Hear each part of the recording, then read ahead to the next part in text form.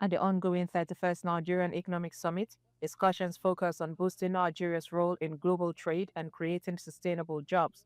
In a session titled One Nigeria, Many Markets, panelists urge a shift in focus beyond Abuja and Lagos.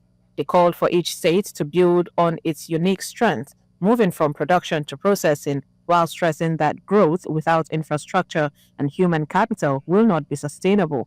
Every policy we bring that is going to attract investment into Nasarawa State, we try to back it by law. And the reason why we do that is because we don't know who are coming after us, whether they are going to be as serious and committed to investment as we are. So that's the reason why we actually back everything by law. If in a different Minister of Agriculture, for example, certain things are planned to be done, we want to produce certain crops, we want to give emphasis on certain crops, then we need to identify the states that can produce those crops, see how we can be able to have collaborations and partnerships with them, and see at the end of the day, how do we measure that target we set for ourselves? Have we been able to achieve those targets? What we don't often talk about is the cost of input materials for production processes, which is a far greater contributor than even the cost of distribution or the cost of actual production. The sooner we are able to process most of our input materials locally, the better competitive we will be. Attention also turned to the health sector, with participants stressing that no economy can thrive without a healthy and productive workforce. They underscored the importance of equitable access to healthcare, nutrition, and strong public health systems as key drivers of national productivity.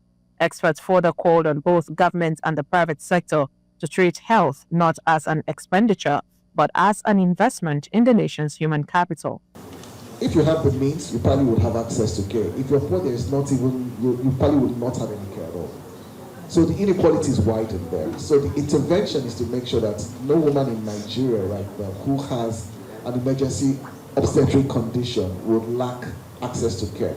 For you to address health, you need to also look at health from the perspective of what is health bringing back to you.